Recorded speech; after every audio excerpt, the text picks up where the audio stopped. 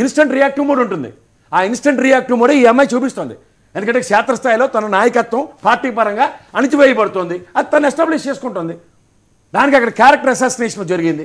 Character ఎవాల్యుయేషన్స్లో మీరు 3 ఉదంతాలు చెప్తారు. మీరు తిరుపతిలో ఒక లాడ్జిలో ఒక ఆవిడ ముసుగేసుకున్న ఒక అమ్మాయి తన మీద అఘాయిత్యం జరిగిందని ఒక ఎమ్మెల్యే ఎలా పాసిఫై అయింది? తర్వాత నుంచి వార్తుందా? ఇది ఎవరో ఎందుకు కిరణ్ రాయల్ అతన్ని ఏకంగా బహిష్కరించేశారు పార్టీలోంచి. మరి ఆ తపేలాశాలను కూర్చొని రోజు ప్రవచనాలు చెప్తున్నాడు.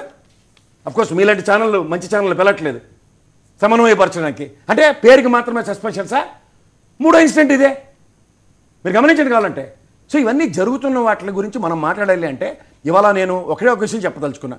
ఏ పార్టీ అయినా సరే అధికారమే పరమావధి. అధికారం వచ్చిన తర్వాత చేస్తున్న నెరేషన్స్ ఇవాళ వంశీ బాగా చెప్పాడు. బిట్స్ పిలాని వచ్చింది, ఆయన ఎవరు కుమార మంగళం గారు ఇవాళ ఆంధ్రప్రదేశ్లో అమరావతిలో పెట్టడానికి స్వాగతించాం ఖచ్చితంగా. ఎందుకంటే మనకు విభజనల దగ్గర నుంచి ఎడ్యుకేషనల్ ఇన్స్టిట్యూట్స్ ఎన్ని ప్రామిస్ అయ్యాయో, ఎయిమ్స్ అనంతపురం నుంచి మంగళగిరికి తరలించడంలో ఎలాంటి ప్రాసెస్ సంతరించుకుందో ఇవన్నీ అందరికీ తెలిసిన విషయాలే.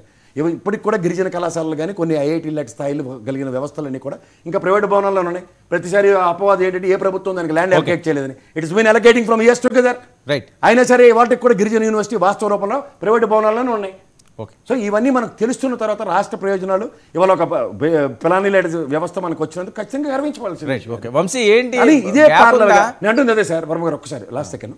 ఇది కనుక జరుగుతున్నప్పుడు ఇదే 432 అపార్ట్మెంట్లకి 534 కోట్లు ఏ ప్రాతిపదిక మీద అన్నది కూడా చర్చనవసరాలు కదా.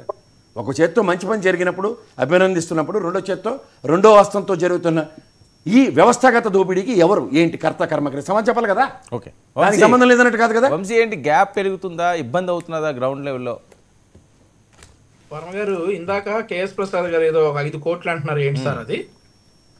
5 కోట్ల ఒప్పందం జరిగిందట కాళహస్తి టికెట్ మీద. నేను కూడా ఇప్పుడే మాట్లాడాను సార్ సజ్జల రామకృష్ణారెడ్డి గారితో. ఆయన చెప్పాడు కేఎస్ ప్రసాద్ గారికి లోపాయికారిగా న్యూట్రల్ గా ఉండి వైసీపీ డిబేట్ లో వైసీపీ తరపున మాట్లాడినందుకు డిబేట్కి 250 రూపాయలట. నాకు కూడా నేను కూడా అంటా, నేను అంత దిగజారిపోలేదు ఇంకా. సరే సరే ఓకే, పర్సనల్ నేను మాట్లాడుతుంది పర్సనల్ గా మీరు మాట్లాడడం చాలా తప్పు. రెండో విషయం చెప్తున్నా. ఇప్పుడు కాదండి మీరు ఒక్క నిమిషం ఉండి వచ్చారు. ఒకే ఒక్క నిమిషం తర్వాత మీరు మాట్లాడండి. ఒకే ఒక్క నిమిషం. కాళహస్తి టికెట్ బొజ్జల సుధీర్ రెడ్డి గారికి లాస్ట్ మూమెంట్ దాకా టికెట్ ఇవ్వలేదు సార్. పేక మీ కత్తి వచ్చి దాకా టికెట్ ఇవ్వలేదు కనుకోండి. ఆయన ఫస్ట్ సెకండ్ లిస్ట్ లో లేడు, లాస్ట్ మూమెంట్ లో ఇచ్చిన అనౌన్సేషన్ లిస్టు. అప్పుడు దాకా వాళ్ళిద్దరి మధ్య సమన్వయం కుదిరింది. మీరు వైసీపీ తరపున మాట్లాడడానికి డిబేట్ కి 250 రూపాయలు తీసుకుంటారు. పర్సనల్ గా మాట్లాడుకుంటే జీవితాలు మాట్లాడుకుంటూ కూర్చోండి, నష్టం లే. మీరు కూడా పొద్దున్న అప్పులు ఇచ్చి ఇంటికి వెళ్ళి కూర్చుంటారని కూడా నాకు తెలుసు. అక్కడ తెనాల పరిసర ప్రాంతాల్లో మాట్లాడండి ఎప్పుడైనా. ఎందుకు పర్సనల్ అవదు? ఎందుకు పర్సనల్ అవదు? సరే సరే వంశీ పాయింట్ లోకి రండి. ఎందుకు పర్సనల్ అవదు? టికెట్ ఉత్తరేస్తారు ఎవరన్నా? టికెట్లు ఉత్తరం త్యాగాలు చేస్తారా? ఏమండి టికెట్లు ఉత్తరం త్యాగాలు చేస్తారా? జర్నలిస్ట్ గా చెప్పండి. ఏం తెలియదండి. మనం చూడాలి కదా, చూడాలి, ఇంకా చూసుకొని చెప్పాలి.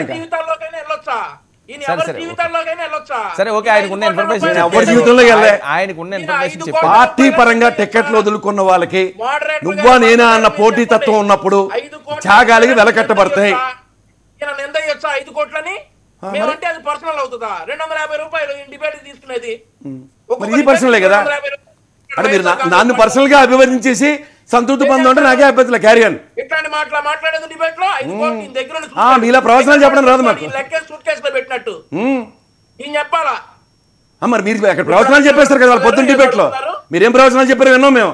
ఇప్పుడు అడగండి వర్మ గారు. ఏదో 250 రూపాయలు వస్తే వస్తాయిలే కానీ ఇప్పుడు చెప్పండి వర్మ గారు. ఏదో అడుగుతాను చెప్తాను 250 రూపాయలు ఎంత గ్యాప్ ఎక్కువ